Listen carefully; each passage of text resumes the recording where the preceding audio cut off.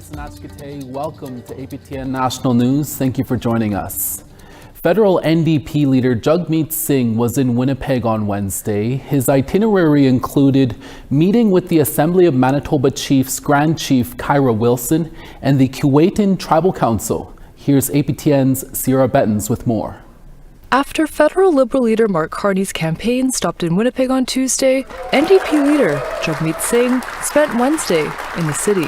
When asked for his election pitch to Indigenous voters at an announcement this morning, Singh said the NDP will fight to advance Indigenous rights. I've shown Indigenous communities that your concerns, your rights, your treaty rights are a priority. We fought to make sure we had the United Nations Declaration on the Rights of Indigenous People, and now we're going to fight to make sure it's implemented. The NDP holds seats in several ridings where Indigenous voters have considerable pull. NDP MP Nikki Ashton currently holds a seat for Churchill-Keewatin-Aski, where 75% of residents identify as Indigenous, according to 2021 census data. And according to 2021 federal election data analysis released by the Assembly of First Nations on Friday, that riding also had the highest difference between the number of First Nations electors and the winning candidate's margin of victory of any riding in Canada. Anishinaabe candidate Rebecca Chartrand is running for the Liberals in that riding,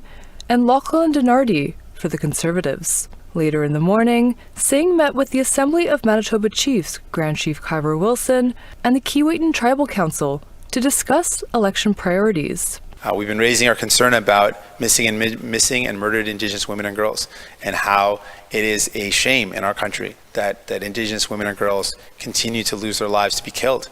We've been fighting to say that the Truth and Reconciliation calls to action have to be implemented. According to the latest Ipsos polling data, support for federal NDP is at 9%. To maintain official party status in the House of Commons, the NDP must secure at least 12 seats. Sierra Bettens, APTN National News, Winnipeg. April 2nd marks 5 years since 40-year-old Melinda Linksleg was last heard from by her family. She had been missing for more than 3 years when her body was found on June 7th, 2023 at an abandoned property in Santa Clara, Manitoba. No arrests have been made. An autopsy later confirmed Linksleg's death was a homicide.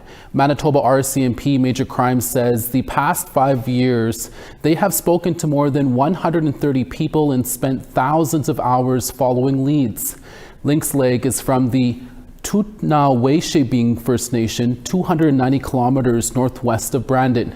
If anyone has information on this investigation, you're asked to contact RCMP or Major Crimes at 1431-489-8042, or you can call Crime Stoppers at 1-800-222-8477.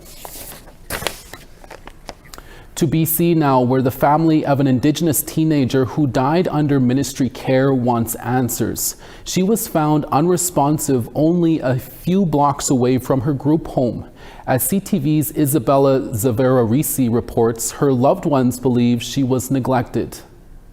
Holding each other close, relatives of Chantel Williams lean on one another for strength as they plead with the province for closure. I'm still wondering and asking, and I never get answers from them. George Nukamis wants to know what led to the death of his 18-year-old granddaughter. On January 28th, a person found her in the 4900 block of Ian Avenue in Port Alberni. She was unresponsive and died later that day.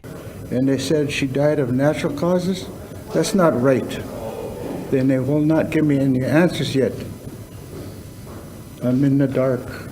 Williams died only a few blocks away from her group home on a cold winter night. She was under the guardianship of Usma Nuchanalth Child and Family Services. Her loved ones say she had recently spent time in the hospital, but didn't know why. She was supposed to get checked up on. And then when she was released from the hospital all by herself, that wasn't supposed to happen. The teen spent most of her life in care, disconnected from family. We were separated, and I really wish we weren't separated. Her brother Justin describes her as someone who cared about others. And she had so much to live for. She was such a young, smart girl that tried to keep herself strong through these tough times. She was way too young to die. And I think we just need some answers. It has been 64 days since Chantal's death. The BC Conservative Party is calling for a coroner's inquest. All too often, these cases are treated like a one-off when in reality there's a systemic problem. When pressed for when the family can expect answers, the Children and Families Minister cited privacy laws. I know that that can be excruciating. My expectation is that while families are going through the unimaginable, that we are supporting them in any way that we possibly can. The Premier has promised to launch an investigation. William's family hopes that by sharing her story, others won't have to lose a loved one this way. Isabella Zavarisi, CTV News. A federal judge has ruled the Fisheries Department failed to properly consult commercial elver fishers when it transferred part of their quota to First Nations. The ruling comes after the two companies sought a judicial review of the department's decision for the 2023 season. The judge ruled the transfers were procedurally unfair, adding the department did not engage enough with both companies before cutting quotas for the elver season without compensation. The companies involved say they intend to pursue legal action for damages. 5 First Nations in Northern Alberta are receiving $6.9 million in funding over 3 years to help expand the Lakeshore Regional Police Service.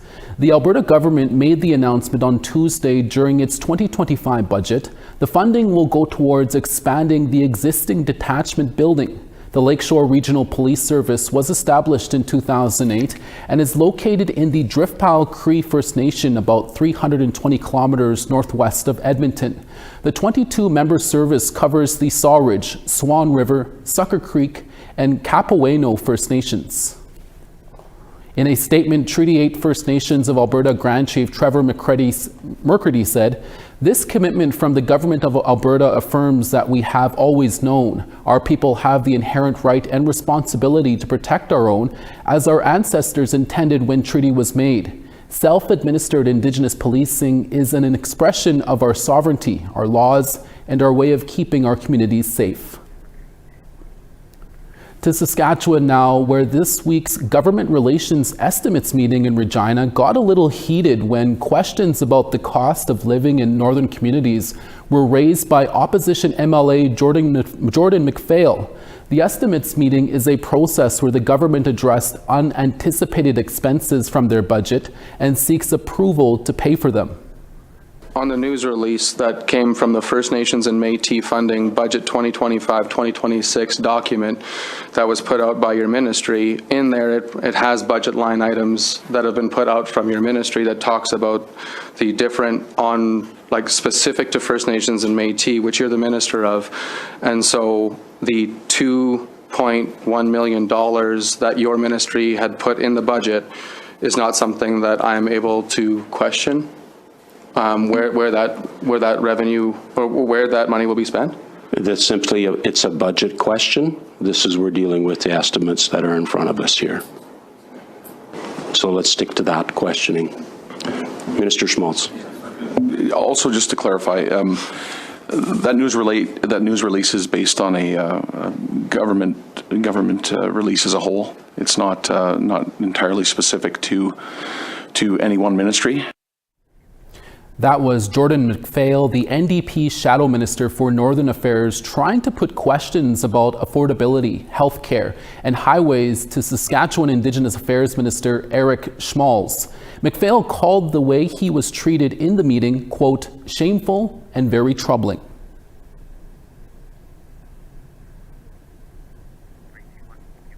We have to take a short break, but we have more news after the break. Stay with us.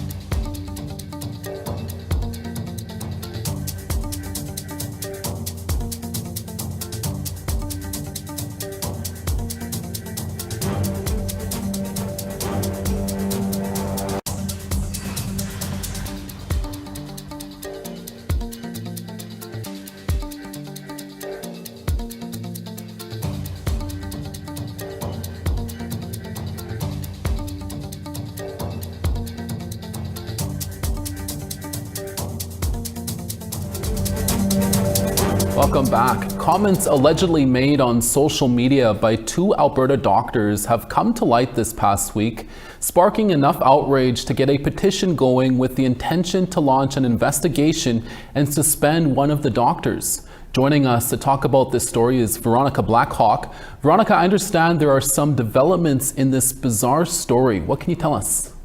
Thank you, Creason. This isn't the first time two Alberta doctors are receiving backlash over the comments. Someone posted them before in 2021. Hateful comments directed at Indigenous people about residential schools and missing and murdered Indigenous women and girls. We now know the viral posts this week were not written by Dr. Laffin or Dr. Tran. The profiles are fake, but the latest posting is causing damage to their reputations for a second time. On Monday, a petition was started on change.org. It got over 5,700 signatures in less than 48 hours. It originally had screenshots and videos as part of the campaign. Now midweek, that petition is closed. The petition has been updated by Hans McCarthy, who identifies as a First Nations advocate. They say new information came to light during a court order from 2021, where Laffin tried to have Facebook release the identity of the account holder, but was unsuccessful. The petition maker, McCarthy, is also apologizing and says they don't want to cause further harm. APTN reached out to Dr. Laffin, and in an email, he said he is unsure why he was targeted and that narratives like this undermine the real struggles impacting Indigenous communities. Laffin said, quote, "I will continue to try and identify the creator of these fraudulent posts, and until that time, will continue to openly address the posts whenever they appear," unquote. The College of Physicians and Surgeons of Alberta also released a statement. Shared on April 1st, the college said the comments were made by fraudulent accounts. They launched an investigation in 2021 and say they are making another statement now because it is a serious matter. In a written statement on their website, the college says it's disheartening to see these comments resurface and that racism and discrimination have no place in healthcare. While this was just a hoax, there is still an opportunity to learn from this. Experts say check the source. Are they reliable? And is there more than one source? While it's rare and hard to prove, it is possible to be sued and held liable for defamation of character, even simply for sharing viral posts. Creason? Thanks, Veronica. It's Thursday, and that means Fraser Needham joins us now from Ottawa to tell us what's ahead on Nation to Nation. Fraser? Coming up after the evening news, it's week 2 of the federal election campaign, and the Chiefs of Ontario have released their election priorities document. Regional Chief Abram Benedict is here to tell us what it means. Métis National Council President Victoria Pruden is also here to talk about some of the issues her organization would like to see addressed in the campaign. And we talked to APTN Investigates reporter Tom Fenario about a piece he recently did on underfunding Indigenous police forces. All this ahead on Nation to Nation. Thank you, Fraser. For more than 2 decades, Indigenous peoples standing up for their rights have faced the full weight of the state's power. From frontline clashes from specialized RCMP units to being watched by Canada's intelligence agency, government actions have come under renewed scrutiny. Coming up tomorrow night on the conclusion to their special 3-part series, Inside Policing, APTN Investigates asks, who's watching the watchers? Here's a preview.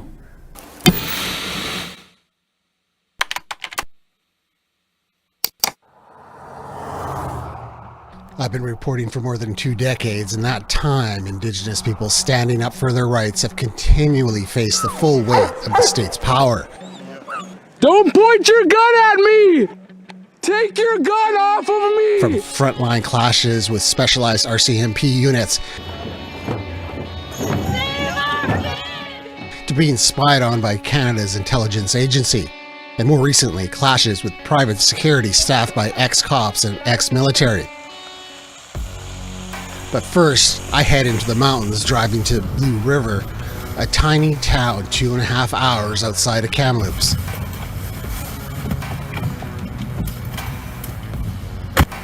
Good morning, how are you doing?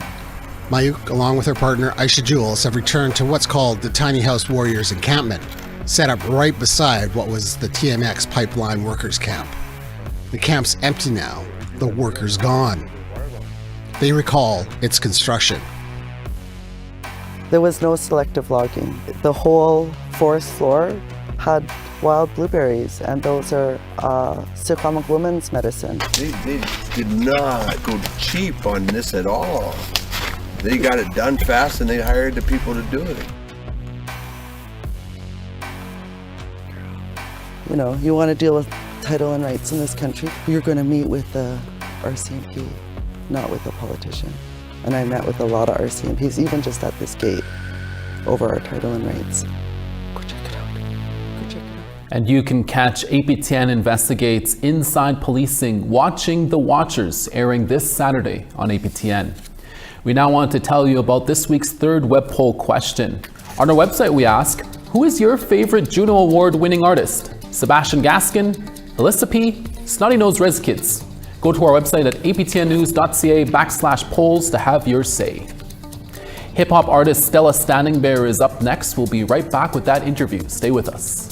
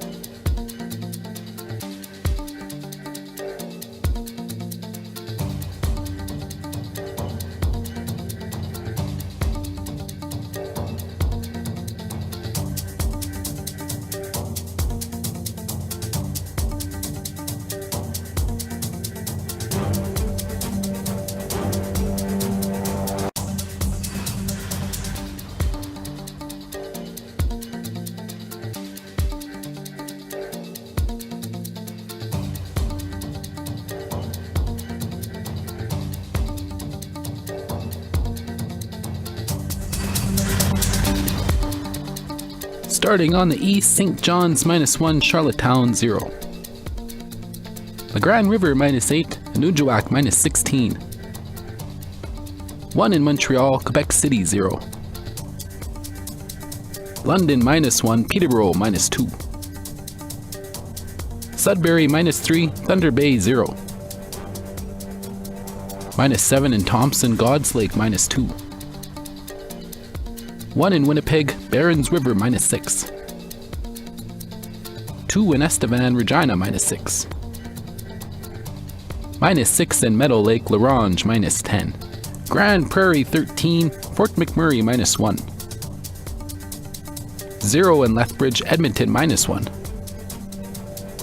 12 in Vancouver, Kamloops 14. 8 in Fort Nelson and Son, Smithers 11. Watson Lake 4, Dawson 7. 5 in Fort Simpson, Yellowknife -8. Fort McPherson -4, Colville Lake -5. Cambridge Bay -17, Baker Lake -16. Clyde River -16, Aglulik -19.